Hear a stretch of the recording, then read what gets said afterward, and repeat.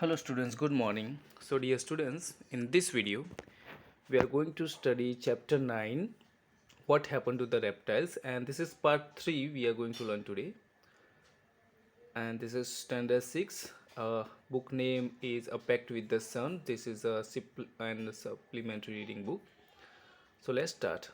In the last video we have learned that Makara, a big crocodile who is the chief of the jungle, has asked to some tortoise and all the snakes to leave the forest.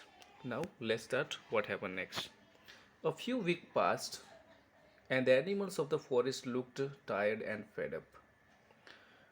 कुछ दिनों के बाद जो animals होते हैं forest के वो tired यानी कि बहुत ही तंग दिखते हैं, फेड अप यानी कि तंग दिखते हैं, बहुत ही थके हुए नजर आते हैं. The rats now that there were no snakes to eat them. Rats को भी कोई स्नेक्स खाने वाला नहीं था. The rats had taken over the forest and they were having a wonderful time. अभी रेट को भी जो सभी उंदर थे उनको भी बहुत ही अच्छा टाइम चल रहा था.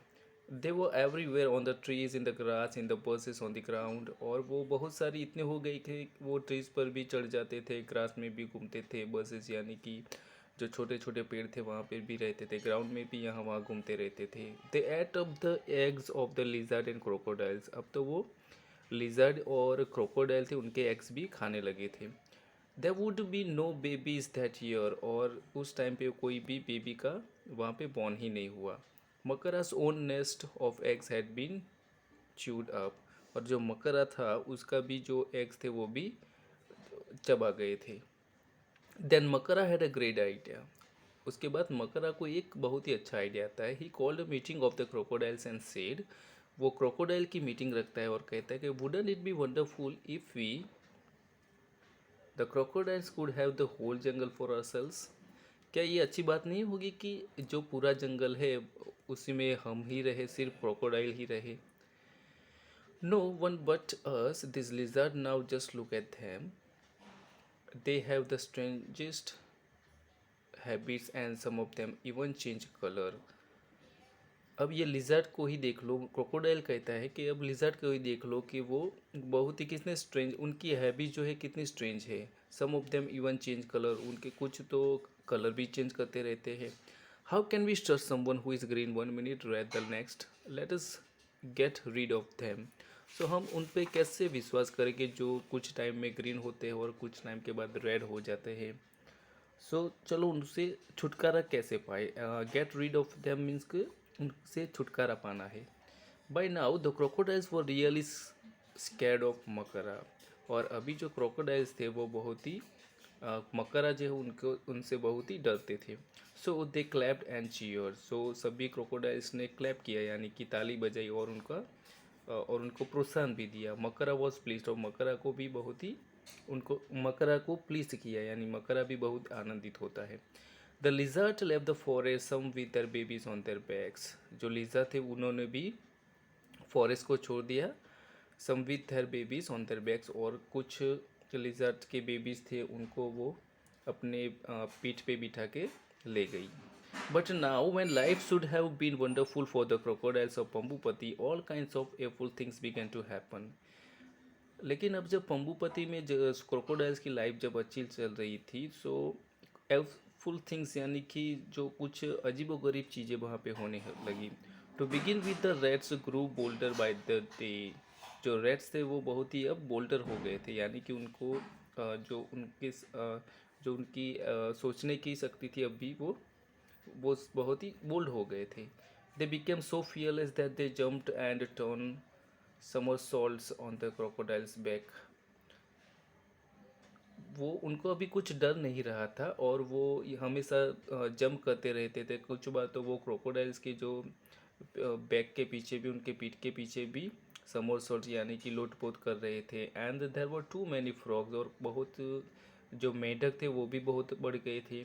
दे seem to be growing larger and there was no one to eat them but the crocodiles. और उनको और वो जो फ्रॉग्स है वो भी बहुत ही लार्जर यानी कि बिग बड़े दिखाई दे रहे थे. और जंगल में क्रोकोडाइल्स के अलावा उनको कोई खाने वाला भी नहीं था। This huge frogs began to eat the baby crocodiles, और जो बड़े फ्रॉग्स थे, बड़े मेढक थे, अब तो वो क्रोकोडाइल के जो बच्चे थे उनको भी खाने लगे थे। And the insects, now that the lizards were gone, there were millions of them growing bigger and nastier by the day. और जो इंसेक्ट्स थे, वो जो छोटे छोटे जो जंतु थे, वो अभी तो बहुत ही बड़े हो गए थे, और उनकी भी जो तादाद थी वो काफ़ी बढ़ गई थी, बिकॉज उनको जो खाने वाली लीजर थी वो अभी वहाँ पे नहीं थी। ग्रोइंग बिगर एंड नास्टियर, जो थे बिगर यानी कि बड़े होने लगे थे, और नास्टियर यानी कि हम नास्तिक बोल सकते, ऐसे होने लगे थे। It was a terrible time for the crocodiles. अब जो क्रोकोडाइल्स थे उनके लिए टेरिबल यानी कि ये टाइम बहुत ही भयानक था। They couldn't understand what happen to their happy forest home, और वो समझ नहीं सकते थे कि उनका जो फॉरेस्ट था उनके साथ अब क्या हो गया है। Then one day squeaky little voice piped up at one of their meetings. और एक दिन जब सभी लोगों की मीटिंग होती है वहाँ पे जंगल में, तो स्क्विकी यानी कि एक डरपोक सी आवाज़ जो होती है वो वहाँ से उठती है। We know why the forest has gone crazy, don't we. और वो कहते हैं कि आपको पता है कि जो ये कुछ हो रहा है अजीब वो गरीब, उसका हम सभी को पता है कि ये क्यों हो रहा है। Suddenly everyone was silent, they looked at Makara fearfully, but to their surprise he looked nervous. सभी लोग साइलेंट हो जाते हैं यानी कि शांत हो जाता है, और वो सभी मकरा के और बहुत ही फियरफुली देखते हैं, but to that surprise he looked nervous. लेकिन सरप्राइज ये थी कि वो मकरा था वो बहुत ही आज नर्वस दिख रहा था। He shook a rat of his tail and asked the small crocodile, why little fellow. इस सुक यानी कि जो एक वहाँ पे उसके जो बैग था, जो जो मकरा की जो पूंछ थी वहाँ पे एक रैट था यानी कि एक उंदर था, तो उसको वो हटा के बोलता है कि why little fellow, it all began with the thought. ये जो है वो सभी वो हमारे दुख की वजह से ही हुआ है। ओके ओके सेड मकरा, मकरा कहता है okay okay, there is no need to talk so much, बहुत कहने की आवश्यकता नहीं है। Makara didn't want to admit he was wrong, और मकरा अभी भी ये मानने को तैयार नहीं था कि वो रॉन्ग था। But it didn't matter, all the crocodiles new now that he was not all the strong और पावरफुल। और अभी तक तो सभी क्रोकोडाइल को ये पता भी चल गया था कि वो अभी इतने स्ट्रॉन्ग नहीं रहे और इतने पावरफुल भी नहीं है। और always right, they sent urgent messages all over the place for the tortoise, snakes and lizard to come back to Pambupati. और वो एक मैसेज अर्जेंटली ही भेजते हैं सभी को, यानी कि टोटोइज को भेजते हैं, स्नेक्स को भेजते हैं और लिजर्ड को भेजते हैं कि आप जितने भी जल्दी हो सके पंबुपति में आ जाओ। And what a great day it was when these creatures came back, family after family, with the little ones on their backs or straggling behind, shouting at their parents to wait for them. और जो सभी वो वहाँ पे एक दिन भी अच्छा, एक ऐसा दिन भी आता है कि जो वहाँ के क्रिएचर्स थे वो अपनी फैमिली के साथ पंबुपति में आ जाता है, और उनके साथ उनके छोटे छोटे बच्चे भी आते हैं, साउट करते हुए, चिल्लाते हुए, वो सभी वहाँ पे आ जाते हैं।